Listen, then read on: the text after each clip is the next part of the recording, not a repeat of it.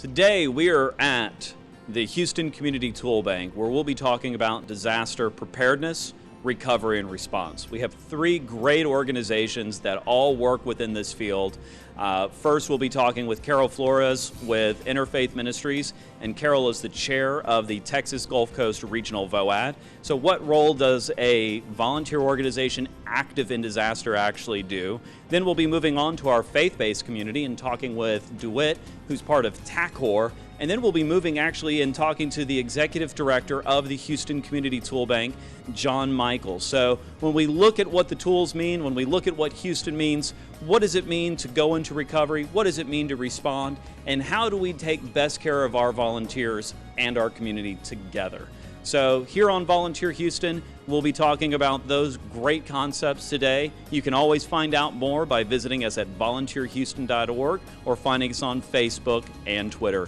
Again, we're looking forward to a great day in discussing how we talk about disaster preparedness, recovery, and response on this segment of Volunteer Houston.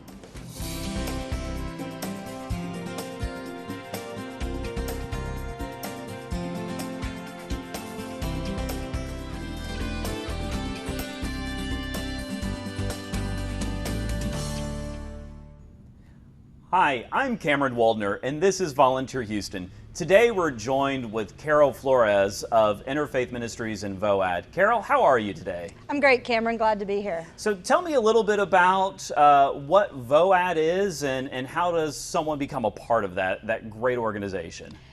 VOAD, the one that we have here, is called the Texas Gulf Coast Regional VOAD. It stands for Voluntary Organizations Active in Disaster.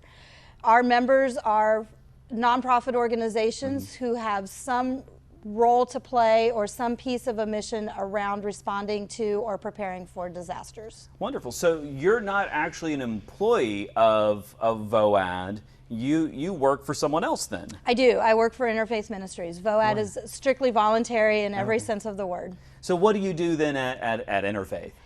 I staff our Office of Disaster Preparedness and Response and work to educate worshiping and faith communities around their role in disaster. Very fun. So tell me a little bit about a disaster happens, what does VOAD do?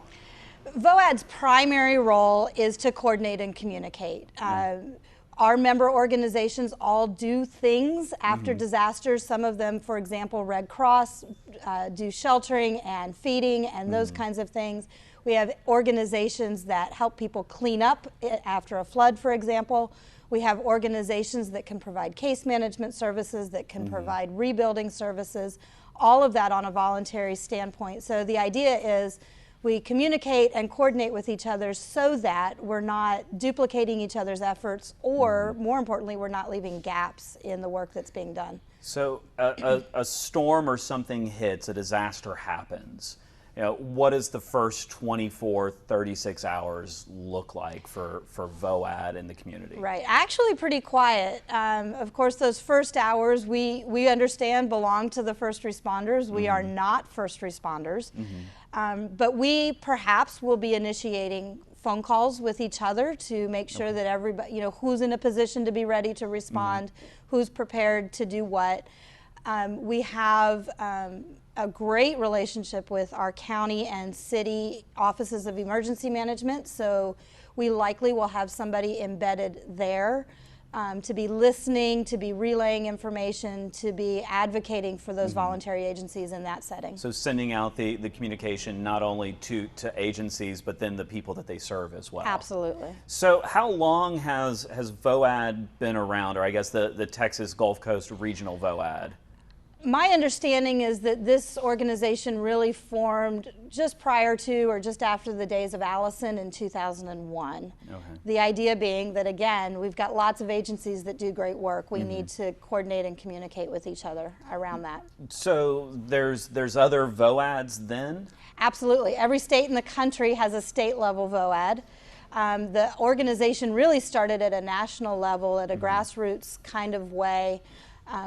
From many, many organizations, again, who realized they were working together or working in the same space and wanted to coordinate that. So the VOAD movement itself has been around in some form or fashion since the late 1960s. Wow.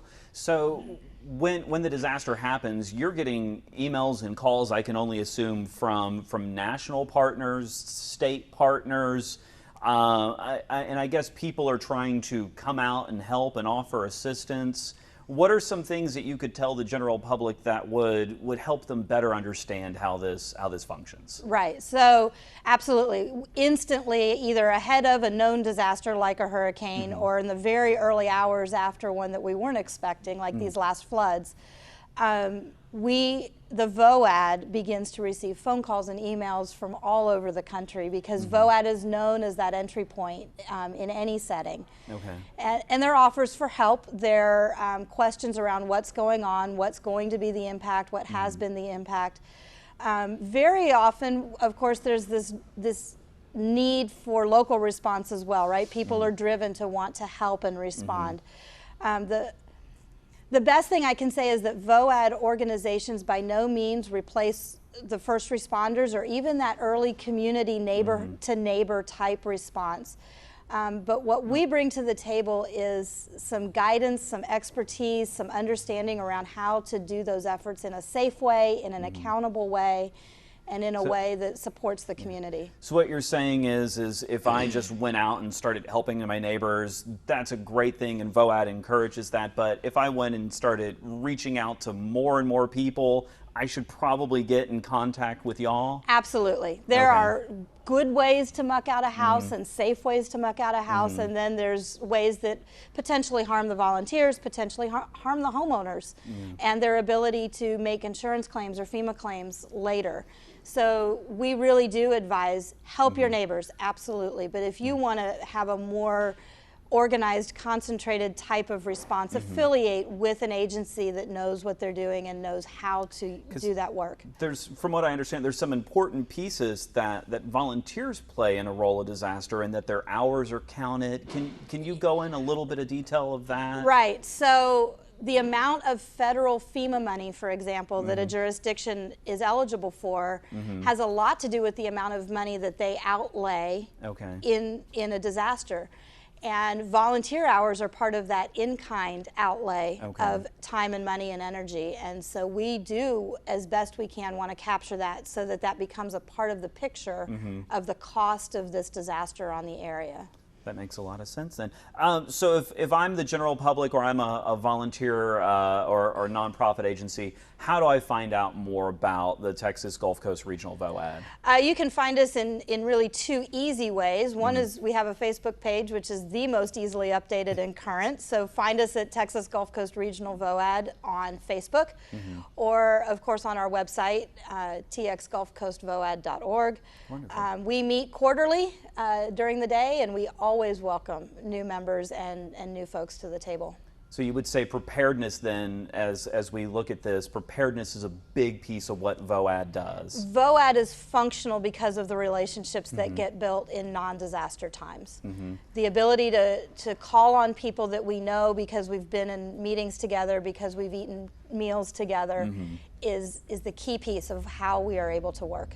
So faith-based organizations, nonprofits, are there any other groups that need to be aware of this, or that can be a part of this? We value deeply our relationships with our government jurisdictions. While they can't be members, they are very valued partners. Same with the business community and the private community. Their membership wouldn't look the same, but their relationships and their network with us are incredibly important. Carol, again, thank you so much for being here today. Absolutely, my pleasure. So once we get back after the break, we'll be talking about what the faith-based community does during a time of disaster, and how you and your faith community can work and partner together to help your neighbors during a time of disaster and recovery.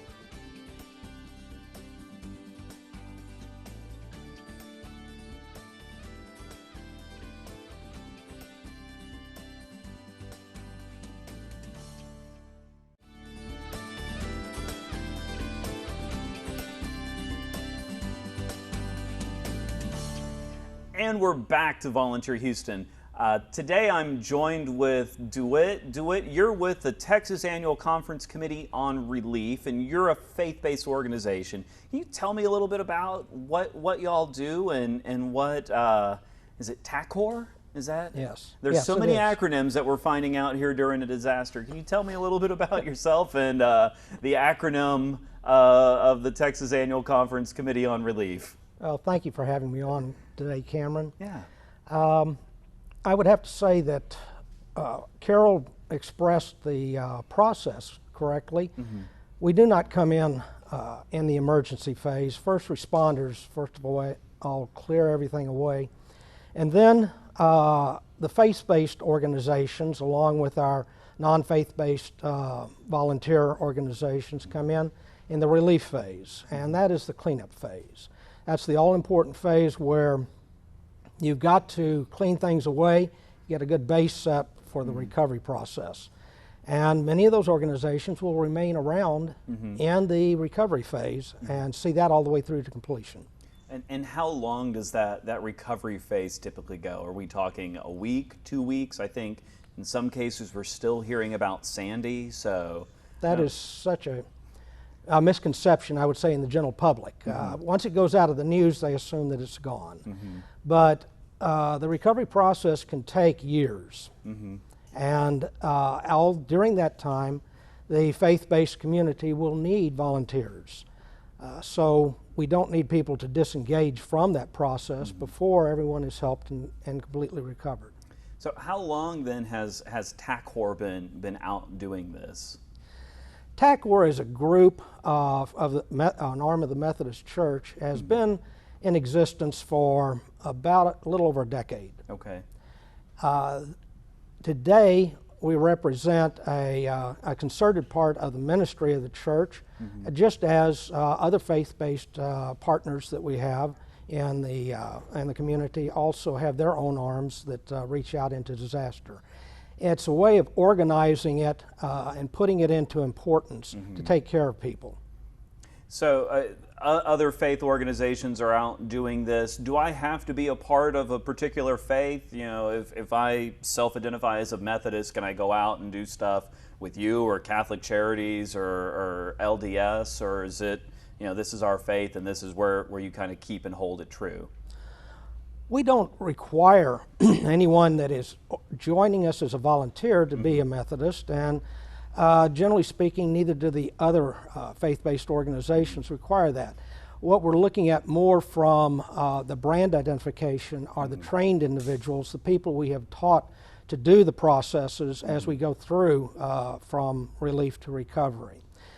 As an individual, in most cases, you can join one of these groups, or you can come into the process through volunteer organizations, typically referred to as unaffiliated volunteers.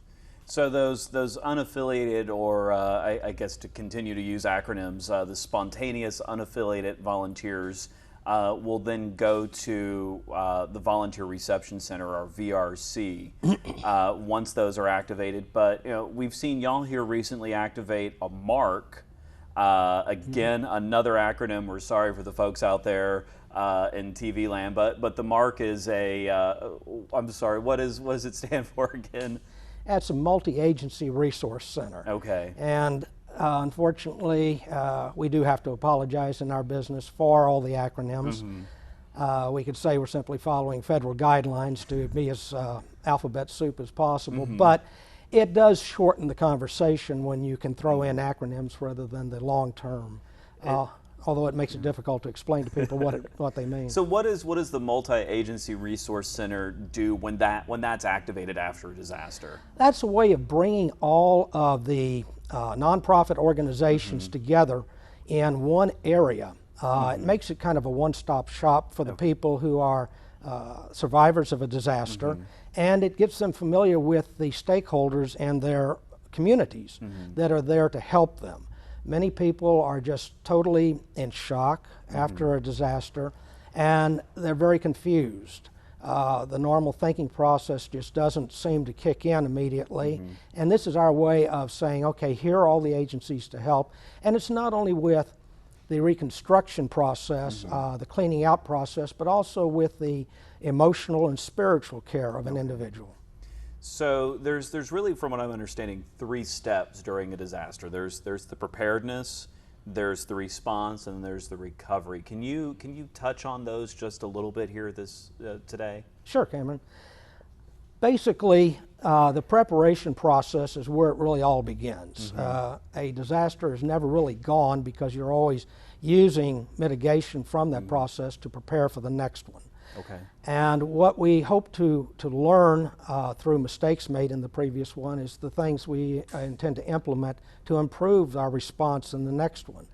The response phase really comes in after the emergency phase. This is the area where you hear about it on the news. Everybody, you see survivors, you see them on television, and this is the point where everybody wants to plug in who's not familiar with the process. They want to run out and help these people, and it is instilled in their just human DNA to go out and help other humans.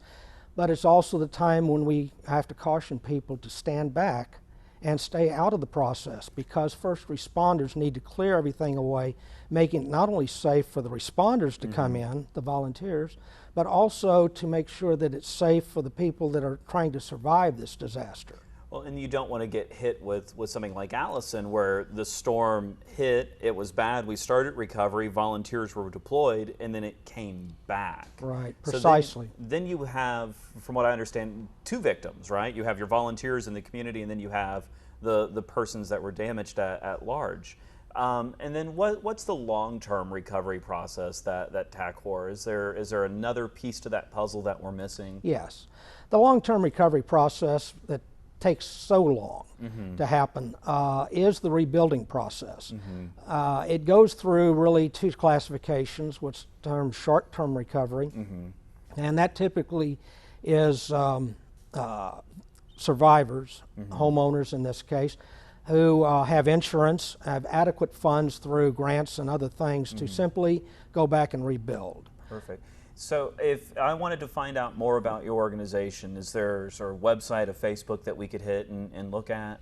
Well, we do have our own website, even apart from the Methodist Church website at tacor.org. Wonderful. But all of that information is also fed to our communications people in the conference, and they post those same things on. Well, wonderful. So we'll look back at tacor.org. DeWitt, thank you so much for your time today and joining us and talking us about the recovery process and disasters. So when we get back on Volunteer Houston, we'll be meeting with the Houston Community ToolBank. We're actually here in the ToolBank today and looking at how those tools are deployed to our volunteers and what that means to our community at large in the recovery process.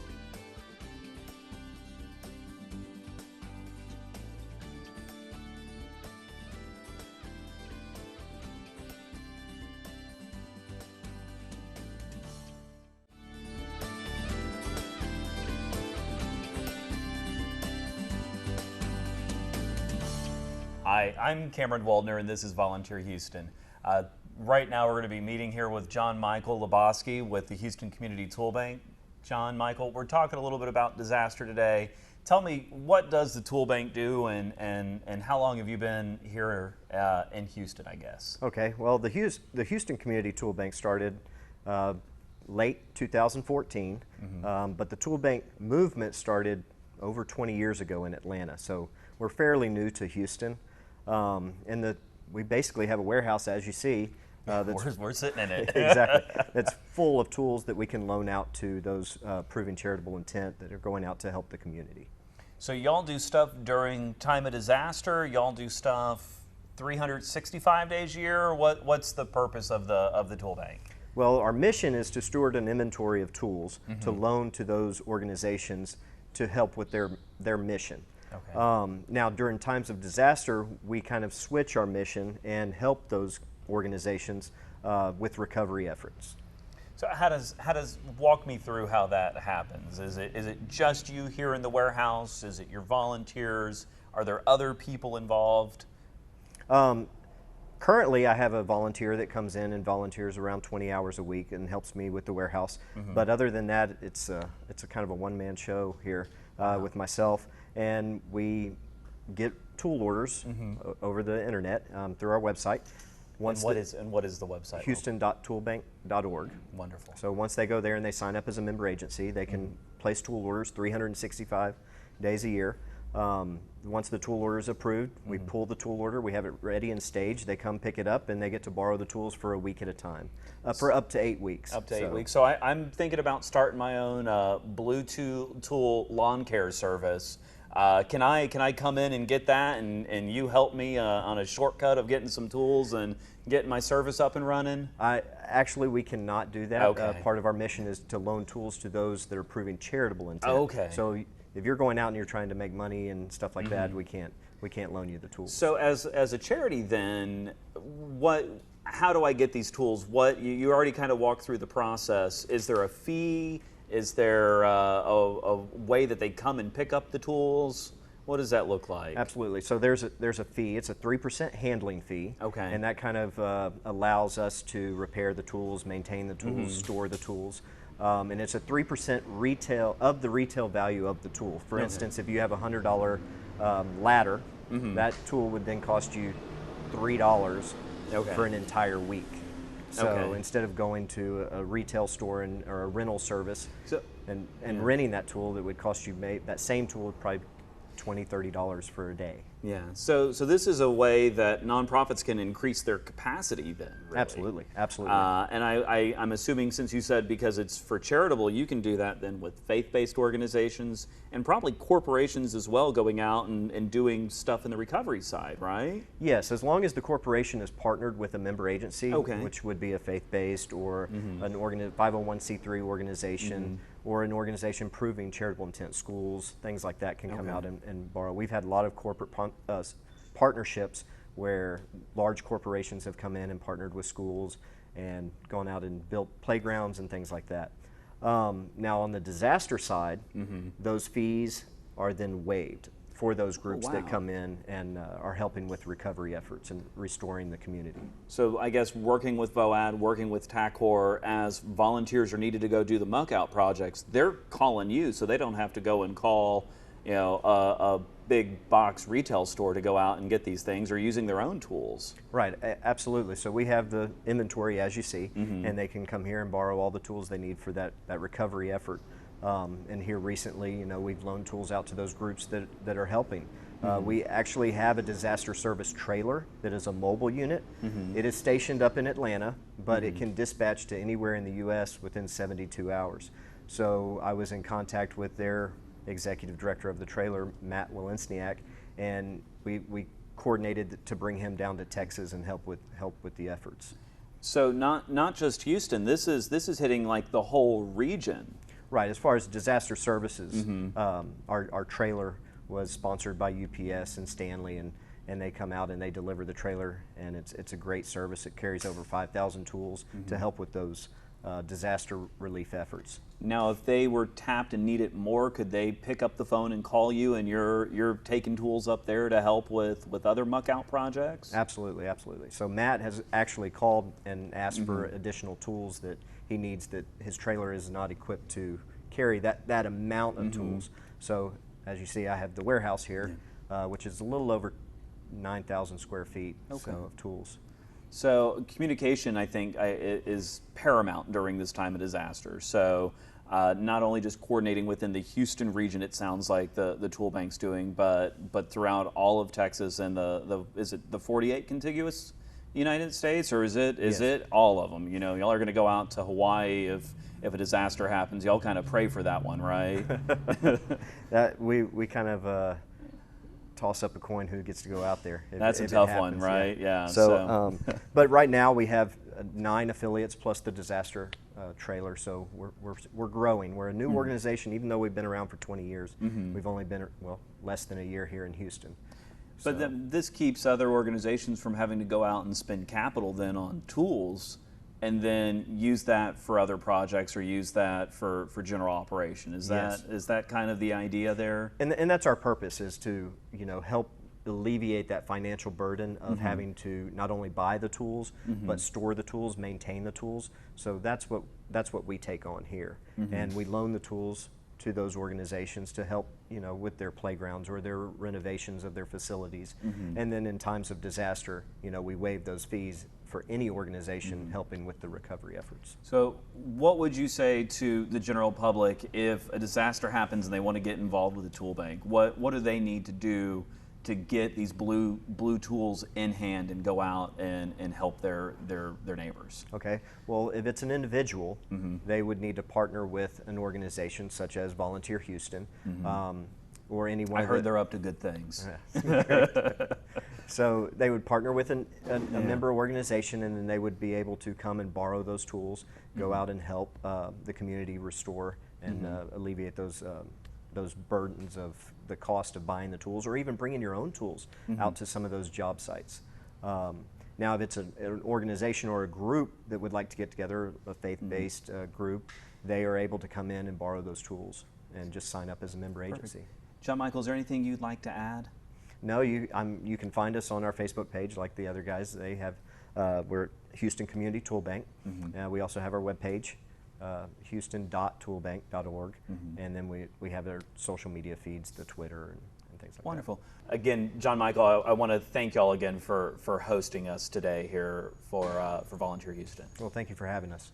So again, thank y'all so much. If you want to find out more information about Volunteer Houston, visit us at volunteerhouston.org. You can also find us on our Facebook, and you can find a copy of all of the Volunteer Houston shows that we've had throughout the years on our YouTube page. Again, Volunteer Houston. We've been serving the greater Houston community for over 41 years.